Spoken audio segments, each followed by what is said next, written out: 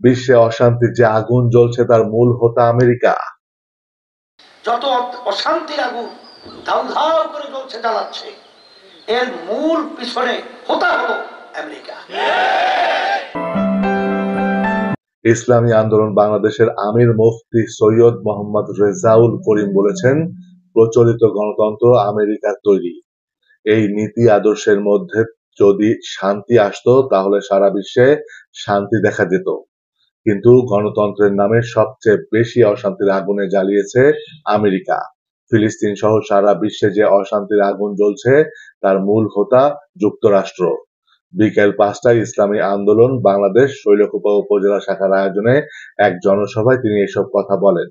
শৈলকুপা উপজেলার শহীদ মিনার চত্বরে জনসভায় প্রধান অতিথির বক্তব্যে তিনি আরো বলেন, ইসরায়েল সহ সারা বিশ্বের মধ্যে যে অশান্তির আগুন জ্বলছে তার মূল হোতা আমেরিকা।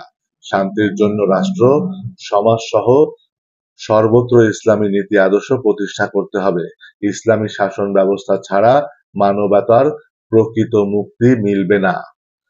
জনসভায় ইসলামী আন্দোলনের কেন্দ্রীয় সাংগঠনিক সম্পাদক মাওলানা মোহাম্মদ সোয়াইব হোসেন, তথ্য ও গবেষণা সম্পাদক মুফতি আহমদ আব্দুল জলিল, জেলা সভাপতি ডক্টর এইচ.এম. মুমতাজুল করিম সহ জেলা ও উপজেলা নেতাকর্মীরা উপস্থিত ছিলেন। Government of the people, by the people, for the people. তিনি এক কথায় বোঝাতে চেয়েছেন সমস্ত ক্ষমতার মালিক জনগণ। আজকে আমেরিকার ভিতরে দেখবেন তাম দুনিয়ার ভিতরে যত আত্মহত্যা হয়েছে বা চলছে, সবচেয়ে বেশি আত্মহত্যা হয় দেশটার নাম হলো আমেরিকা। তাহলে এই নীতি আদর্শের মাধ্যমে যদি শান্তি আসতো, আমরা আমেরিকা দেখতে পেতাম।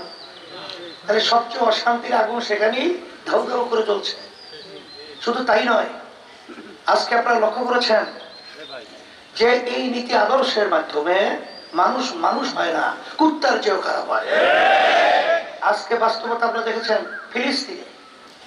আজকে আমার মুসলমান ভাইদের উপরে, মা বোনদের উপরে, আমার ছোট বাচ্চাদের উপরে যে অন্যায় ভাবে হত্যাযজ্ঞ চালাচ্ছে, এটা কোনো নৈতিক আদর্শ হতে পারে? এটা কোনো মানবতা হতে পারে?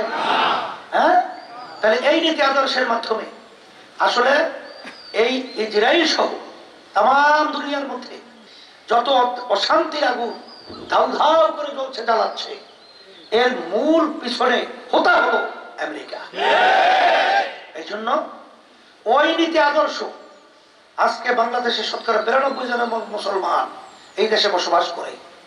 ওই নীতি আদর্শের মাধ্যমে আমাদের দেশ শান্তি হবে, মানুষ শান্তিতে থাকবে, আর মানুষ এই পরকালের মুক্তি পাবে। এরা যে চিন্তা করবে, এটা বোকার স্বর্গে বাস করা ছাড়া বিকল্প।